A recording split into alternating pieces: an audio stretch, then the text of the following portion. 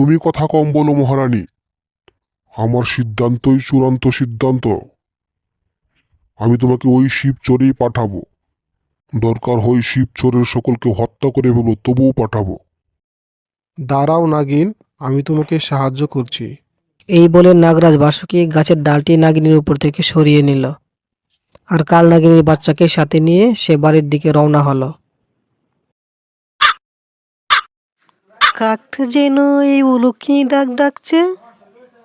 প্রভু জানে, না জানি কোন বিপদের মুখে পড়তে যাচ্ছে।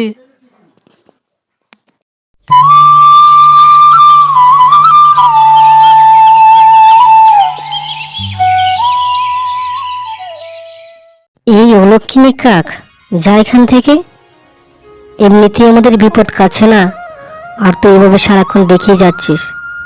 যা বলছি এখান থেকে, যা।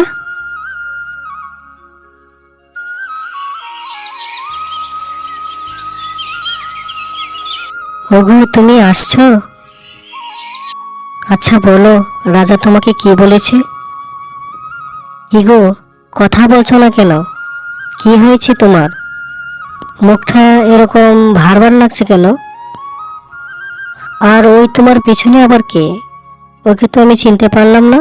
গিন্নি, আমি যে উদ্দেশ্যে গিয়েছিলাম সেই উদ্দেশ্য আমার হাসিল হয়নি। রাজা আমাকে ঘাড় ধাক্কা দিয়ে বের করে দিয়েছে। আর ও হচ্ছে কালনাগিনীর কন্যা, বিপদে পড়েছিল, তাই তাকে আমি বাঁচিয়ে আমাদের এখানে নিয়ে আসলাম। তুমি কিন্তু তাকে সযত্নে আদর করে রাখবা।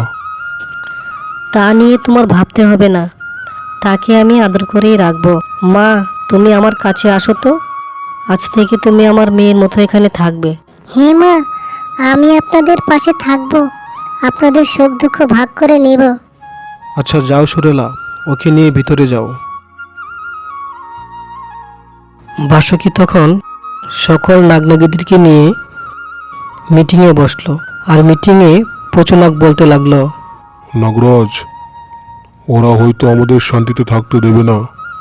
হঠাৎ দেখবেন দলবল নিয়ে আমাদেরকে উচ্ছেদ করতে আসবে এখানে। হে রে পুচু, কথাটা তুই মন্দ বলিসনি। আচ্ছা দেখা যাক খোদা আমাদের ভাগ্যে কি লিখেছে। এই কথা বলার পরপরই রাজার সৈন্যরা আসতে শুরু করলো বসতির দিকে। এই কি আছিস? এই বসতির সর্দার কোথায়? হ্যাঁ, আমি সর্দার। কেন, কি হয়েছে? রাজার আদেশ, তোমরা সবাই এই গ্রাম থেকে চলে যাও, তা না হলে সবাই মারা পড়বে। না, আমরা এই ভিটামাটি ছেড়ে কোথাও যাব না। হ্যাঁ, আমরা এক পাও এখান থেকে নড়ব না। দেখে আমাদেরকে সরায়। যাবি না? তোদেরকে পিটিয়ে পিটে ছাড়া করব। দাঁড়া, দেখাচ্ছি মজা। ওই মার ওদেরকে। যেই না ওরা ওদেরকে মারতে যাবে, তখনই মহারানীর আগমন। মহারানী জয় হোক, মহারানী জয় হোক, মহারানী জয় হোক। দাঁড়াও, তোমরা কি করছো? তোমরা এখানে কি করছো? বেয়াদবি মাফ করবেন মহারানী, রাজার আদেশ আমাদের মানতেই হবে। আমি বলছি ওদেরকে ছেড়ে দাও। আপনার যা আদেশ মহারানী। মহারানী, আপনি দয়া দেখাতে এসে আসছেন নাকি? না ভাই, আমি তোমাদেরকে বোঝাতে আসছি, রাজার লোকেরা খুব খারাপ। তোমরা এই বসতি ত্যাগ করো, আর না হয় বিপদে পড়বে। কেন যাব? কি দোষ করেছি আমরা? আমাদেরকে কি শান্তিতেও থাকতে দেবেন না আপনারা? চলো গিন্নি, কথা না বাড়িয়ে আমরা এখান থেকে চলে যাই। চলো সবাই।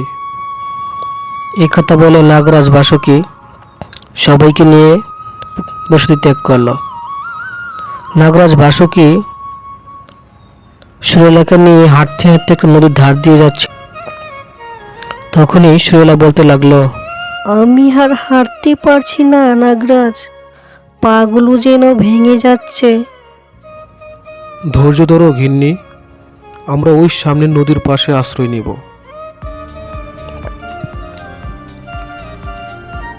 নাগরাজ, শুনলাম মহারানীর নাকি ছেলে বাচ্চা হয়েছে। রাজা পুরো রাজ্যে পয়সা আর খাবার বিলাচ্ছে। আমার সোনা বাবা একদম বাবার মতো হয়েছে। আমি আর পারছি না, পেটে অনেক ব্যথা করছে। বন্ধুরা, পরবর্তী পেতে আমাদের চ্যানেলটি লাইক সাবস্ক্রাইব করে রাখুন এবং পাশে থাকা বেল আইকনটি বাজিয়ে দিন। ধন্যবাদ সবাইকে।